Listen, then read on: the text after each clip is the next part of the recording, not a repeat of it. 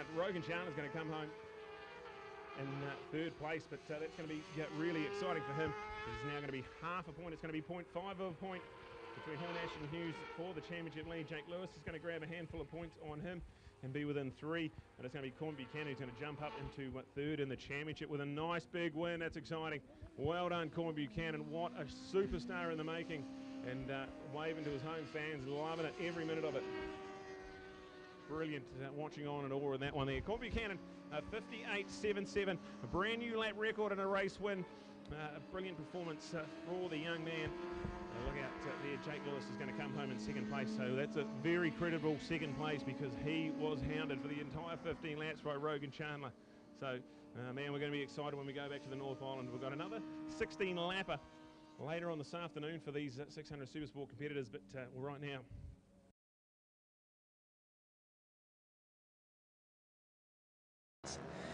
what was out in front and winning this morning, it's changed right around down in 8th position. Jager, Connor, Nixon out there, young Percy as well, Hunter, Theo, Charlie, Nico of course, Jackson having his summer cross debut on this one. Cool to watch. Let's go racing, everybody. 65s on the big track. Should have had it 15 years ago. We missed the boat on that in New Zealand. We've got a lot to catch up on to the rest of the world.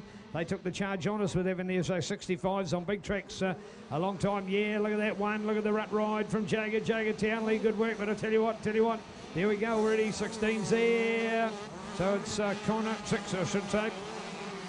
So Connor Feather, I think, is the man to do it. Just keen to try and pick up on their number because I don't think it's his normal number on there, but I think that is him as well. Look at the flying through the power farming jump, pretty exceptional to say the least.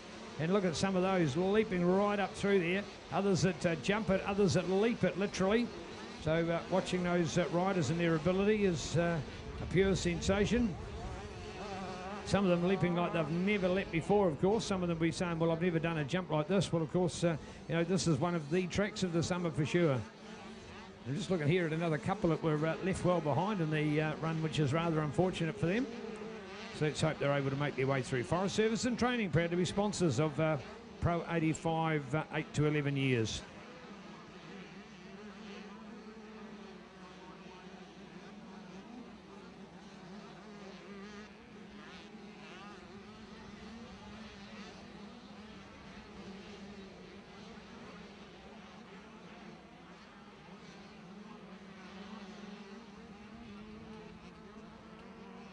It's one thing for Johnny to be quicker than Dave and catch him up, but it's another thing to pass him. We saw that in the Grand Prix. What a Grand Prix that was, Phil, and one of those times where, yeah, you were a bit unfortunate, your bike was broken, but man, that was a hell of a race to watch, that Pro Twin Grand Prix.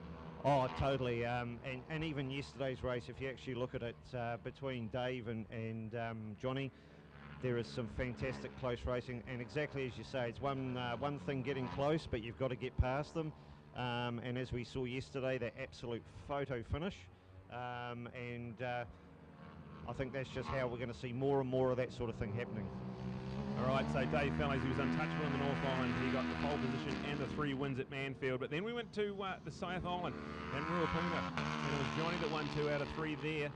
So this championship is absolutely electric. There's only, 14 points in it there, Phil. And you can imagine Dave's going to come alive in the North Island, so look out for it. Oh yeah, Dave will not give up 1 inch. He will just keep going hard, and it's going to be a big challenge again of the riders coming from the south back to the north. But I think it's just going to be fantastic racing, and hopefully we'll have a few more riders on the grid back in the North Island. A shame quite a few couldn't make it down here to Teretonga. It's a fantastic track, fantastic facility, and we just need to keep using it more and more. All right, so Dave has responded. He just put his fastest lap in the race. It's not quite as quick as Johnny's fastest, but a 1:04.1. So at this late stage of the race, Dave is responding to the pressure getting piled on him, but look out for it. Into turn 2, the Castrol Bend. And Phil, as far as racetracks on a 650 twin, this will be about as good as it gets. Oh, I think the 650s and the Pro Twin class suits pretty much most of our tracks, to be honest. there's some really competitive times coming from our riders on those bikes against other races and bikes and classes. And, you know, the whole ethos behind Pro Twins is trying to keep the costs down as well, which is going to be really important in the coming years with how things are financially. All right, so let's go look out for them down the front straight. There's only going to be 2 laps to go when Dave Fellows crosses. He has led this entire race. Johnny Lewis has had to work hard. He's got himself into the pound seat to take this one, but let's go. 2 laps to go for our front 2. And again, consistent lap times, slightly quicker that time for Dave, so it's gone out to 0.4 of a second. Bob's now into 3rd place ahead of Bruce Telford, but that's 2 battles in a separate class, so no drama there for Bruce Telford, still hanging on to that final spot on the podium. And then a couple of experienced Pro Twin campaigners there, Phil, Jared and Vaughan, still going at it. Yeah, obviously the bikes have got their strengths in different places. We saw just with Bruce at the end of the straight here, he was up the back of the Kawasaki, but through the infield, the Kawasaki just seems to have a little bit more. And as you said, we've got Vaughan and Jared going for it, and again they've got their strengths and weaknesses at different corners, so they're closing, spreading out, closing, and can't ask for better racing. All right, out of turn 7, our race leader goes. It's still Dave Fellows. He's led every lap so far. Can Johnny Lewis find something? The white flag ready and waiting. We've got 1 lap to go when they cross the line, and it is all on. We had a great race here yesterday. They were separated by nothing, and Johnny pulls up side by side. He's going to have a look into turn 1. This is electric, Phil, and what a last lap we've got in store here. Oh, yep. It looks as though Johnny's got him, but I'm sure Dave will be coming back through the infield as he does, and he won't give up at all, and again it's just going to create better and better racing. It's a shame we've got sort of a few little races within the race, but it's all really good tight stuff, and I love it.